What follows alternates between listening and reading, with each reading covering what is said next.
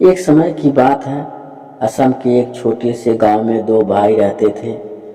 वे दोनों भाई बहन किसान थे और उसके पास खेत का एक टुकड़ा था जिस पर वे धान उगाते थे। एक साल उनके खेत में धान के पौधों के बीच एक गौरैया उगल ने अपना घोंसला बना लिया। कुछ समय बाद मादा गौरैया ने 2 अंडे दिए और उनके फूटने का उत्सुकता से इंतजार करने लगी। अंडों को गर्म रखने के लिए मादा गौरैया और नर गौरैया बारी बारी से घोंसले में बैठते। जल्दी ही उनके अंडों में से नन्ही गौरैया निकल आई। नर और मादा गौरैया दोनों की खुशी का ठिकाना न रहा। वे प्यार से अपने बच्चों का लालन पालन करने लगे। धीरे धीरे उनके बच्चे बड़े होने लगे। इसी बीच धान की फसल खड़ी हो गई। रोज दोनों भाई खेत पर आते और पौधों में पानी डालते ताकि धान अच्छे से उग सके। इसके लिए वे आसपास से झाड़ झंझट को भी हटाते रहते। जल्दी धान की फसल कटने के लिए तैयार हो गई। यह देख मादा गौरैया ने नर गौरैया से कहा, जल्दी ही चावल के लिए धान को काट लिया जाएगा, इससे हमारा घोंसला नष्ट हो जाएगा। अभी तो हमारे बच्चे उड़ने लायक भी नहीं हुए हैं, अब हम क्या करेंगे। नर गौरैया बोला, परेशान मत हो, अभी धान की कुछ फसल पूरी तरह से तैयार हुई है, इसमें कुछ और वक्त लगेगा।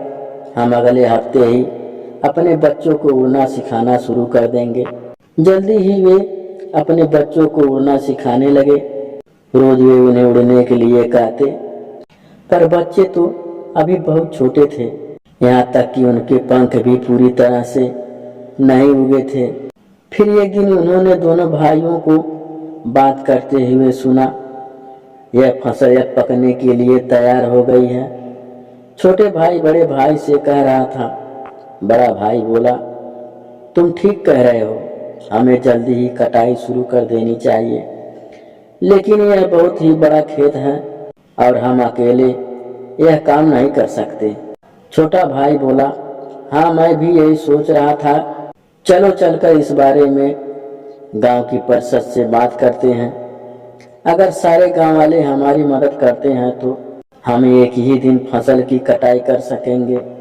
बड़ा भाई यह सुन खुश हो उठा और बोला, बहुत बढ़िया विचार है, मैं कल ही परिषद से बात करता हूँ और इतवार को हम कटाई कर लेंगे। यह सुन मादा गौरैया रोने लगी। रोते रोते बोली, हमारे बच्चे तो अभी उड़ भी नहीं सकते, अब हम सब मारे जाएंगे। नर गौरैया मुस्कुराता हुआ बोला, चिंता मत करो, मैं तुम्हें यकीन दिलाता हूँ कि इतवार तक वे फसल नहीं कटेंगे। मादा यह सुनकर शांत हो गई, पर वे बच्चे को लगातार उड़ना सिखाते रहे। इतवार की सुबह मादा इतनी परेशान थी कि वह न तो खा पी रही थी और न ही वह रात को सोई थी, पर नर गौरैया एकदम अस्वस्थ था। आश्चर्य की बात तो यह थी कि इतवार आकर खत्म हो गया और उस दिन न तो दोनों भाई आए और न गांव वाले। सोमवार को दोनों भाई फिर से खेत पर पहुंचे। बड़े भाई छोटे भाई से शिकायत की, गांव वाले इतनी आलसी हैं कि कोई भी इतवार को यहाँ नहीं आया। छोटे भाई ने मायूसी से कहा, मुझे तो अब चिंता हो रही है, अगर फसल को काटा नहीं गया तो यह बर्बाद हो जाएगी। बड़ा भाई बोला, मैं ऐसा करता हूँ कि कल अपने पड़ोसियों से मदद करने को कहता हूँ और फिर अगले इतवार तक हम इस फसल को उनकी मदद से काट लेंगे। बड़े भाई ने सुझाव दिया। छोटा भाई बोला, हाँ इस तरह हम दोनों फसल काट लेंगे। यही सोचकर दोनों घर वापस चले गए। मादा गौरैया अभी भी चिंतित थी क्योंकि उसके बच्चे अभी उड़ने के काबिल नहीं हुए थे, पर नर गौरैया बोला, परेशान मत हो, वे अगले इतवार भी फसल को काट नहीं पाएंगे। इस बार मादा ने नर गौरैया पर विश्वास कर लिया और ठीक ऐसा ही हुआ। अगले इतवार ना तो दोनों भाई आए और ना ही उनके पड़ोसी। सोमवार को जब दोनों भाई वहां आए तो छोटा भाई गुस्से से बोला, हमारे पड़ोसी इतने बेकार हैं, कोई भी इतवार को नहीं आया। बड़ा भाई उसे समझाते हुए बोला, इस बार हम अपने रिश्तेदारों से मदद लेंगे, आखिर खून पानी से कहीं ज्यादा गाढ़ा होता है, वे हमारी सहायता जरूर करेंगे।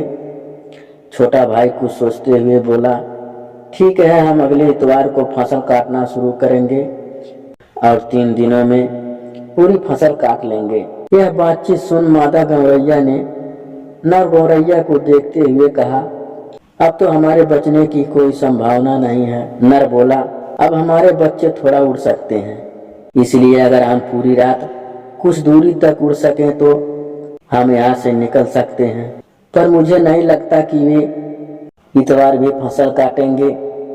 देखो क्या होता है। वह मुस्कुराते हुए बोला और एक बार फिर से वह सही साबित हुआ। इतवार आकर चला गया, ना ही दोनों भाई आए और ना ही उनके रिश्तेदार।